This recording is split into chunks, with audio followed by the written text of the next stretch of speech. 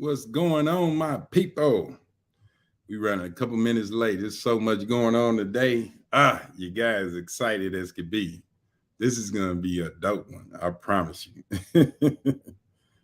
uh, yes. Where my co-host at? My guy.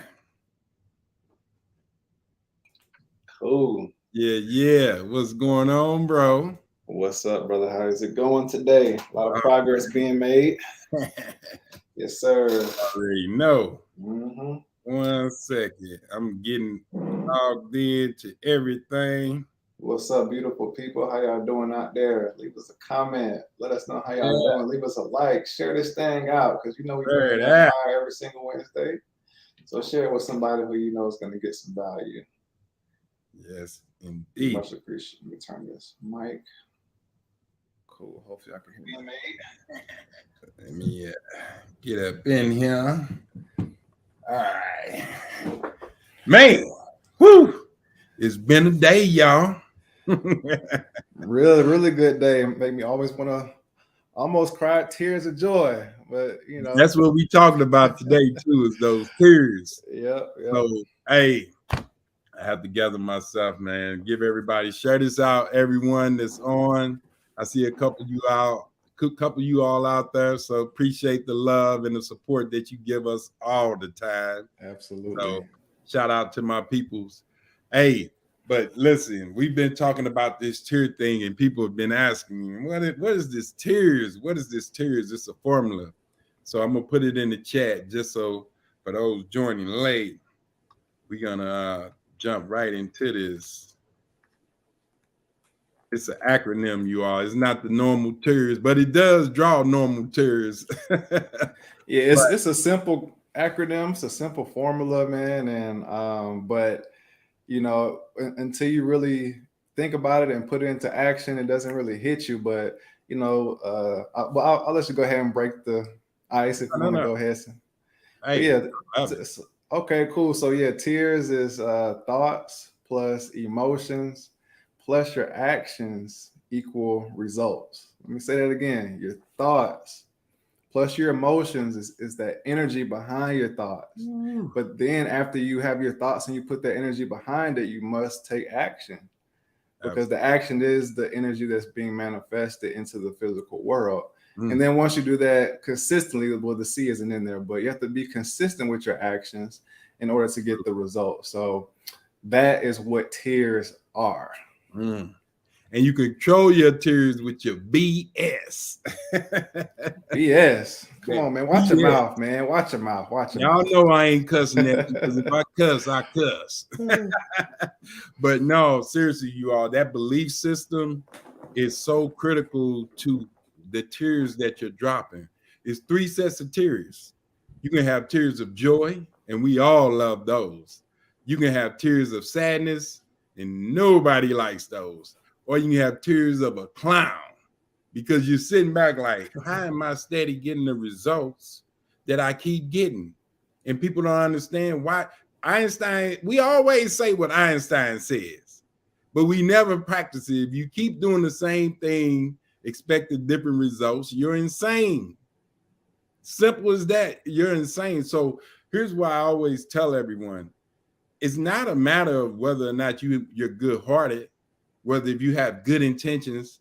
I think we all have good intentions. I hope everyone listening to me has good intentions with whatever you're doing. So it's not about good intentions. It's not even about putting your energy into something. All of those good intentions, energy, they're critical. I get like they're parts of this whole soup that we're creating because that's what it is. We're putting different ingredients in a soup. But here's the thing you have to ask yourself: if I know all the plays, I know what all these millionaires are doing, but why am I not popping? Why is my thing not going as we expect it to? Why is it that this person is winning and this person isn't? And it has nothing to do with your actions because your actions are you're doing things for the right reason. I get it. Like we're all doing it for the right reason. So you're taking action, but you're not winning. Like what is controlling that? So we have to reverse engineer this tier thing. Like, we focus on teens. And so we focus on everybody, but our specialty is teens. That's who we work with. And most people listening to this would think that we have an epidemic with drugs and alcohol with our teens between the ages of 12 and 17. That's a big thing. We see it on the news. We see it on social media. They're popping pills, doing mollies, ecstasy, whatever pill they got out there right now. We think the teens are doing it. They're sneaking alcohol. And trust me, I know some that are. So it's not that they're not, but that's just a small stat, you all. That's like 8% of our teens that are impacted by drugs and alcohol. In any way, shape, or form, 8% are impacted. And then we talk about suicide. Hot topic. Suicide rates are up, and they are. I agree. I'm not disputing that. In the same survey done by the CDC, for those that want to know where you get this data, CDC, when we got this information from the CDC, suicide was less than 15%. When I say less than, that means what's impacting these young people between the ages of 12 to 17. So we thought that, we got this drug and alcohol, they're doing this, they're doing that, or they're depressed, they're committing suicide, they're doing that. Check this out. This is going to blow your mind. You know what the number one cause that's impacting our teens today, based on the CDC stats? 37% is being sad and feeling hopeless. Whoa. 37%? 37%. That's over 1/3. Oh man, think about it. That's crazy. 12 to 17, the number one thing impacting these teens is that they feel sad and they feel hopeless. We got to figure out why though. Like we have to reverse engineer, just like how we reverse engineered the tears formula. We have to reverse engineer why are they feeling sad? Like that is because if you think about it, drugs and alcohol isn't the real problem. It's just a symptom. Yeah. Suicide isn't the real problem. It's just a symptom. But it sounds like you found the root to why all these issues are actually happening. And that's because they're feeling lonely, sad, and depressed. So we have to figure out why that's the case. Yeah. And here's I have teenagers in my house right now. And I'm learning this as a parent, you all. So we're all learning with this Zoomer group because they're so different than us. But because they're so different than us, they're not connected to us like we want. We as parents have been focusing on our career. We feel like if we get ourselves better, our children will be better. But what the data states is that even though we're getting better every day in every way, our children feel sad and hopeless. Why? Like, why do they feel that way? I have teenagers, as soon as they come home from school, they eat and go to their room for the rest of the night. And some of you all have the same people, same age group that are coming home from school, saying hi, eating their food, going to their room. And we sit back and like, all they want to do is play games. They want to be in their phone and all that. No, that's what they feel they only can do to connect to people. Why? Because they're not connecting to us as parents. That's the gap. That's it. So let's go back to the tears. Now, if my belief system, and for those that don't know the BS, the belief system, the things that you belong to, the things you identify with, the things that have programmed you up to this point to survive has developed our belief system. We're not talking about church, the temple, the mosque. We're not talking about religious belief. We're talking about belief in you. So your BS about you is what's impacting these young people. Now, look at them. If they believe what you're showing them a survival method. You're showing them a survival mentality. They were not raised with that. Why? Because we parents made sure that they didn't have to go through what we went through.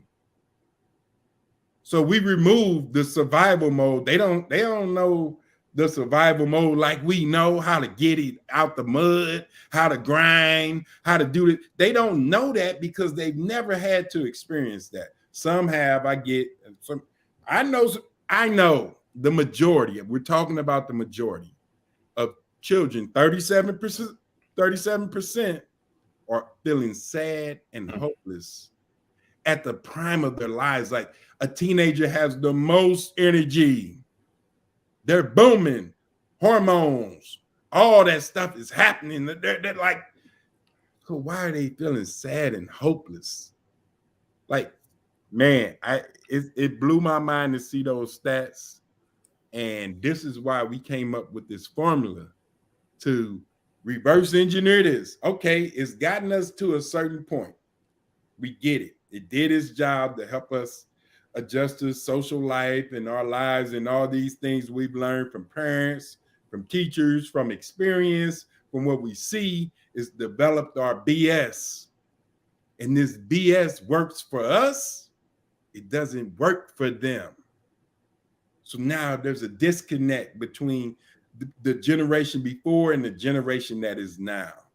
Man, let me stop because that was a lot, man. And just to take it a step further and just kind of segue into what I was talking to you about yesterday was the hard times create strong people type of thing. And I'm gonna go ahead and go over this really quickly so we can really shine some light on what Ernest just said as far as, the previous generations aren't like the next ones and the current generations aren't like the future ones. So just to shine some light on that, it's a cycle of life, and it literally happens this way throughout history. And the Bible says that there is nothing new under the sun, and this is a testament to that. So just let me know if y'all think that this cycle sounds a little bit familiar.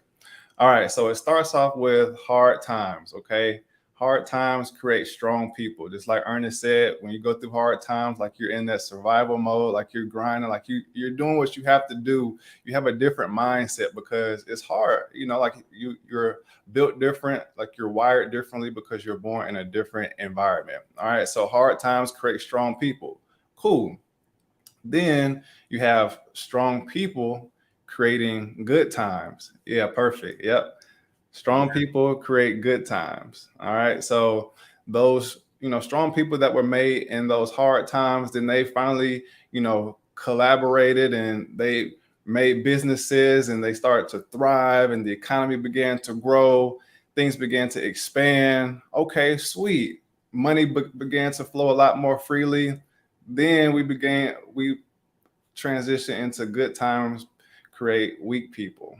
All right. So why do good times create weak people? Well, if everybody has everything that they need, nobody needs to go out and work in the steel mill for 12, 14 hours a day. We can sit at the house, work from home in our cushy AC because the infrastructure was already built from the strong people, which was created by the hard times. So we come full circle to the good times creating weak people. That's kind of where we are right now. And that's what Ernest was touching on briefly with, partially probably why the Generation Z and younger are experiencing these mental health issues because they weren't built in the hard times, because the strong people created the good times for them. And that allowed the Gen Zers to be able to relax and not have that killer instinct, I guess you could say, that the other, the millennials and the silent generation and the Gen Yers had. All right. And then we come to weak people creating hard times. Why? Because they complain. They sit back and say, oh, it's not fair. Why do I have to do this? Instead of putting their feet to the pavement, taking action and doing what needs to be done like the strong people did, they sit back and just let things happen. And as we all know, if you let things happen, then things will happen as they may. And we don't want that to happen at all. So we come around full circle. So don't be surprised if we see some really hard times coming in the near future, because life is a cycle. But guess what? We're going to come out of those hard times and we're going to repeat some good times again. But we got to go through the struggle, because unfortunately, the good times created weak people, and now we're headed for some hard times. Man, that's beautiful. I'm gonna leave that slide up because it needs to burn in to everybody listening to this. And you said a couple of things, boy, I had to bite my tongue not to jump in because it was so perfect. But you mentioned something about life not being fair. Yep. Boy, they don't want to hear me when I talk about fair, because life is not fair. And fair is a place where they judge pigs. So if you want fair, go to the circus, wherever they judge pigs at the fair. That's where you will find it. Because life is gonna give you whatever you want. You want that smoke? I got it for you. So you can't control life happening. It's gonna happen. But what you can control is this. No matter what life throws at you, as long as you are that strong person, then you can deal with whatever. And these young people we protected them and prevented them from going through a lot, from earning things. Like, here's an example. I have teenage young men, and I said, you know what? I'll offer you all $100 to mow the grass. And they're like, yeah, I'm good. I don't know. When I was young, bruh, I'd have mowed 4 yards for $100. But now we live in the times where we're the most comfortable of any generation of this life that we call Earth. This whole month, we're the most comfortable, the most advanced. Technology is not bad. We're the most advanced. But what we haven't done as parents is pivot to understand this next generation, because every generation is designed to learn from the previous generation and be better. But instead of us teaching them that, we've protected them so much that they missed the lesson. They didn't get to experience the lessons. So now they're sitting in their rooms, hiding behind screens, video games, phones, whatever, because they feel sad and hopeless because they're not built like us. And we as parents made sure, we as not even parents, we as leaders made sure that they would be good. And like I always say, good job at that. Now what? Now you're going to throw them out to the curb and tell them, well, when I was 18 and I got out of high school, you had to go and fight. They're not built like that, you all. They're not designed that way. We didn't design them that way. We programmed them up to this point in their life to not have to deal with anything. And what my challenge to the parents are, and this is a simple, with the tears, again, it's rinse and repeat. We're dying in installments, you all. If you just doing the same thing, you're dying in installments. You're in that cyclical method, like he just showed, like what's showing on the screen. That's dying in installments. That's not truly living. So in order, we got to reverse these tears and reverse engineer them and say, what's driving my tears? It's your BS. It's your belief system. Now, here's the beauty of humans and us being the ultimate, the apex of everything on this earth is us. These computers, this AI is nothing to us. This system is far more complex than any computer you can build. Like the memory that your body has within it, no computer could even understand that intelligence. They can only grasp a point of it. We don't have knowledge, complete knowledge of nothing. Not one atom do we know the true ingredients of anything. We just know how to use it. We know how to manipulate it. We can create things with it, but we don't know a damn thing about nothing completely. And what I'm challenging everyone is to look at this.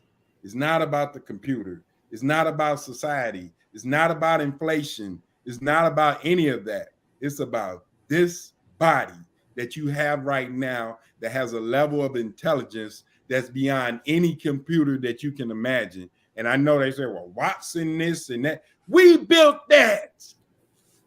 They didn't build themselves. AI didn't create itself. We created it. So the same way we could create that greatness, we can pour into our young people and create something even greater. Because these Zoomers are coming, you all. They're coming and they're creating things that our little pea brains can't even think of. They're going to be creating that.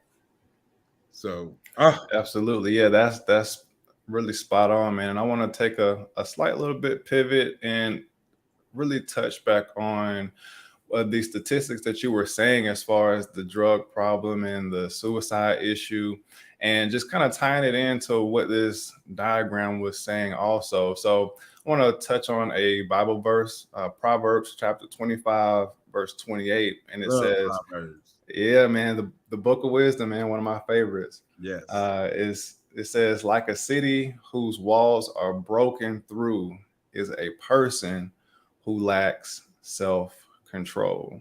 Now I'll even read in a different version. A man without self-control is like a city broken into and left without walls. So that is letting me know that just the fact that that these good times that the previous generation has worked so hard to create is not only affecting the ambition and the drive of this next and this current generation, making people lazier, but it's also basically not fortifying the next generation mentally and spiritually. Like their walls are broken down, their self-control is out the window.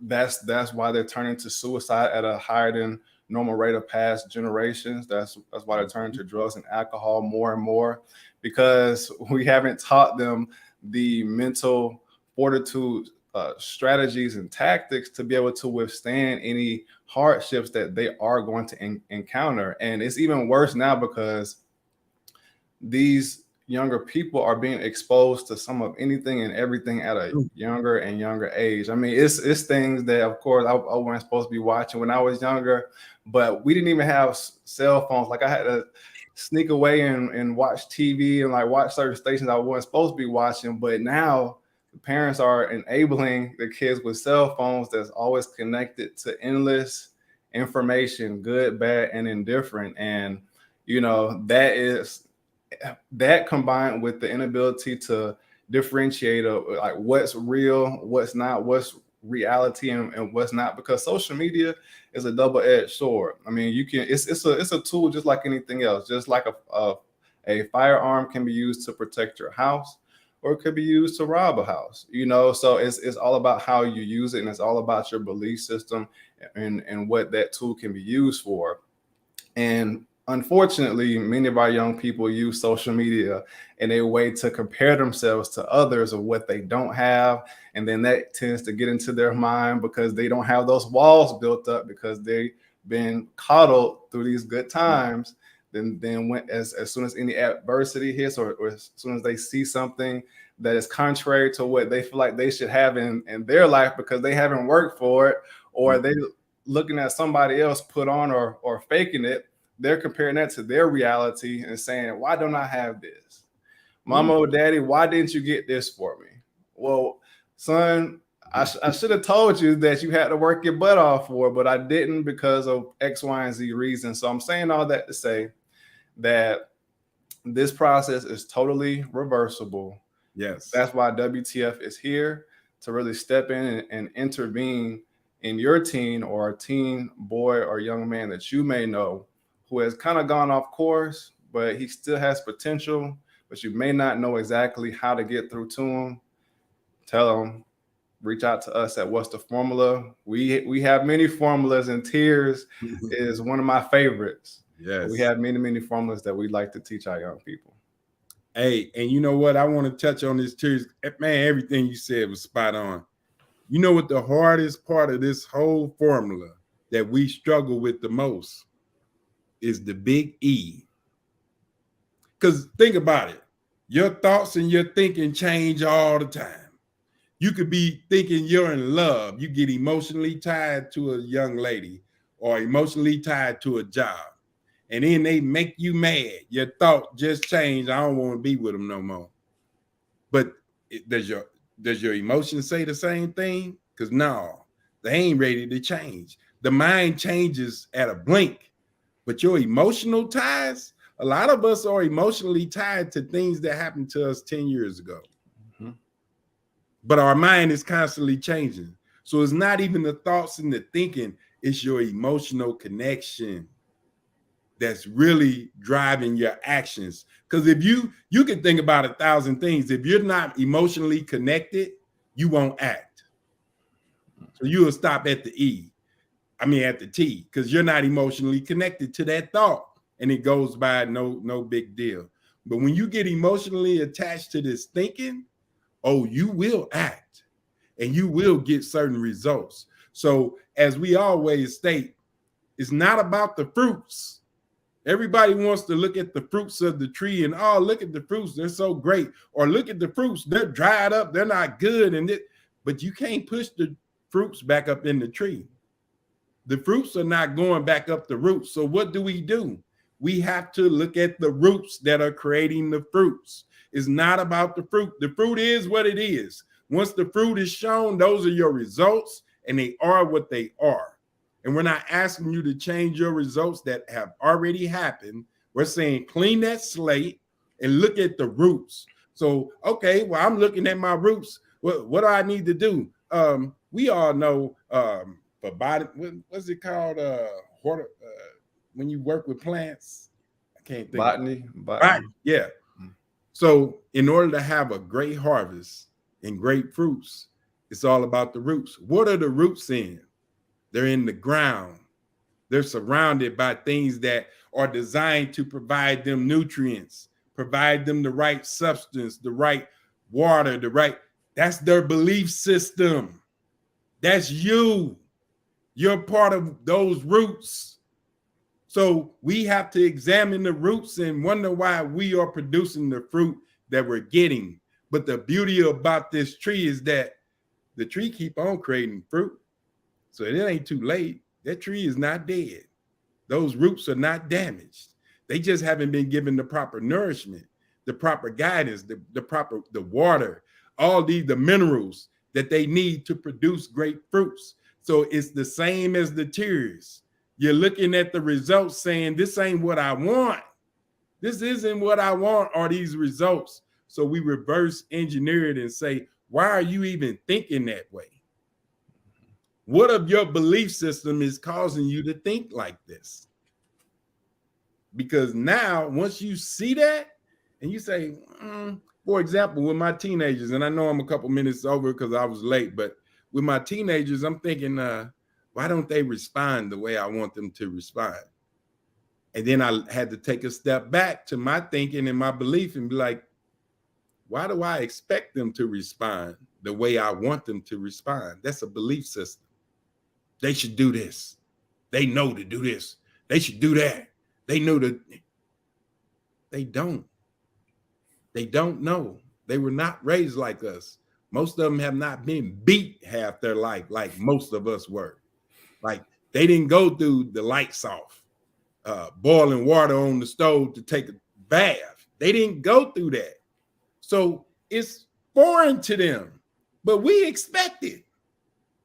And then we get frustrated when they don't do it, which causes them to pull back even more. So now we're going back to them feeling sad and hopeless because the number one person in their life is their parent. The first God they ever met was their parent, and their parent is sitting right here telling them, because you're not like me, you're not good enough. And we wonder why they feel sad and hopeless, and they turn to the screens because they could be anything they want to be in front of a screen. Man, think about that. We wonder why they look at it. But I'm going to say this to them adults that's criticizing these teens about looking at them screens. Do you not know the average adult spends 4 to 5 hours staring at a phone or a screen, not for work, for leisure? And the same thing we're doing, we're criticizing them for doing it. And what's our justification? Well, I'm established. I went to college. I got the right to look at these screens. And so now you're being a hypocrite as a parent.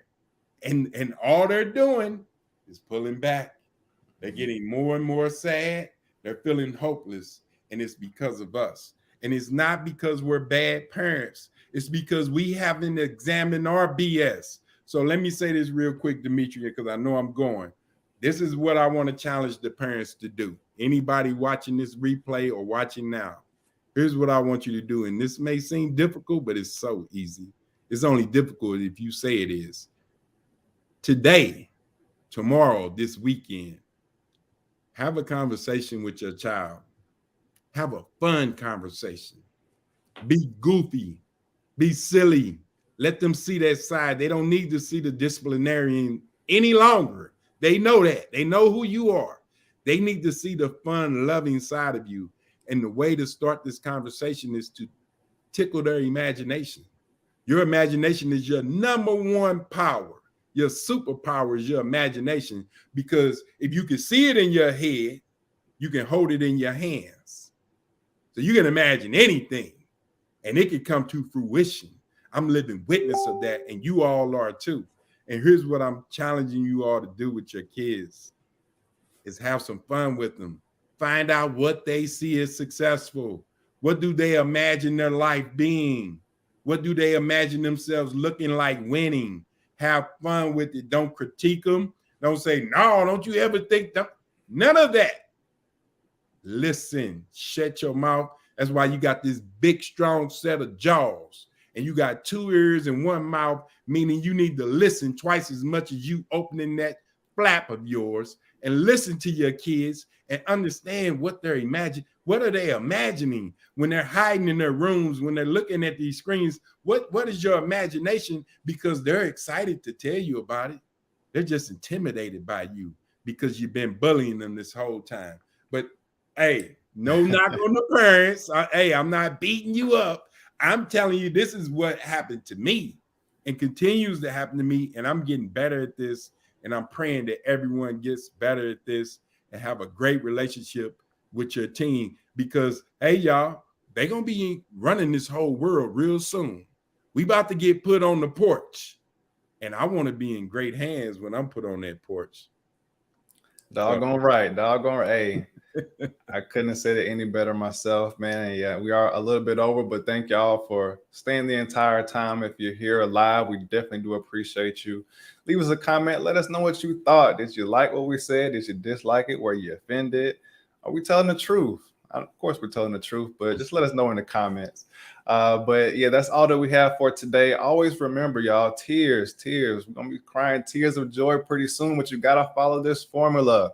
Your thoughts combined with their emotions plus action is going to equal positive results. Simply because you are aware of this formula, it has no choice but to be positive, because you're going to be controlling every single input to this formula so you can get a positive output. So with that being said, thank y'all for joining another WTF Wednesday, where WTF not only means what's the formula, but winning takes focus.